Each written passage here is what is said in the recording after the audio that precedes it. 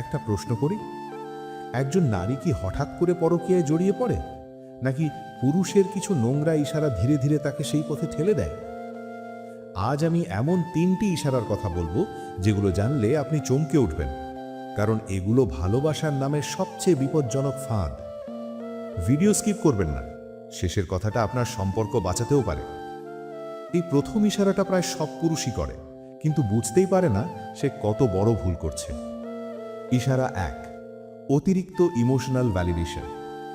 যখন একজন পুরুষ নিজের দায়িত্ব ভুলে গিয়ে অন্য নারীর কষ্ট, দুঃখ, একাকিত্বের অতিরিক্ত যত্ন নেয়, তখন সেটা সহানুভূতি নয়, সেটা ধীরে ধীরে ইমোশনাল পরকীয়ার দরজা খুলে দেয়। নারী তখন ভাবে, আমার স্বামী বা পার্টনার আমাকে এভাবে বোঝে না। আপনি কি কখনো এমন কাউকে দেখেছেন যে শুধু বন্ধু ছিল, পরে গল্প বদলে গেছে? কমেন্টে লিখুন হ্যাঁ বা না। দ্বিতীয় ইশারাটা আরও ভয়ঙ্কর, কারণ এটা ভালোবাসার নামেই হয়।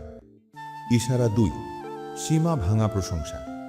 প্রশংসা ভালো, কিন্তু যখন প্রশংসা সীমা ছাড়িয়ে যায়, তুমি অন্যদের থেকে আলাদা, তোমাকে কেউ বোঝে না, আমি বুঝি, তখন সেটা আর সাধারণ কথা থাকে না। এই কথাগুলো নারীর মনে তৈরি করে বিশেষ হওয়ার নেশা। আপনার মতে প্রশংসা কোথায় গিয়ে ভুল হয়? এক লাইনে লিখুন। তৃতীয় ইশারাটা শুনলে আপনি নিজেকেই প্রশ্ন করবেন।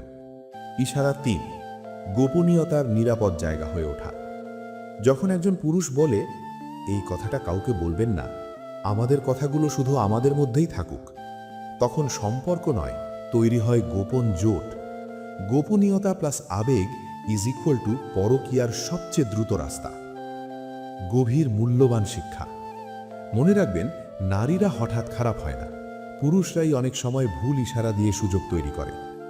আপনি যদি একজন পুরুষ হন, এই ভিডিও আপনাকে সাবধান করার জন্য, আর আপনি যদি একজন নারী হন, এই ভিডিও আপনাকে সচেতন করার জন্য।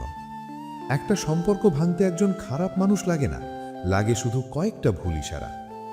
এই ভিডিও যদি আপনাকে 1 সেকেন্ডও ভাবিয়ে থাকে, এখনই লাইক দিন। আপনার মতামত খুব গুরুত্বপূর্ণ। আপনি কি একমত নাকি ভিন্নভাবে ভাবেন? নিচে কমেন্ট করুন। আর এমন বাস্তব, সাহসী ও সম্পর্ক বাঁচানোর ভিডিও পেতে motivation TV by Raj subscribe করুন, কারণ এখানে লজ্জা নয়, বলা হয় সত্য।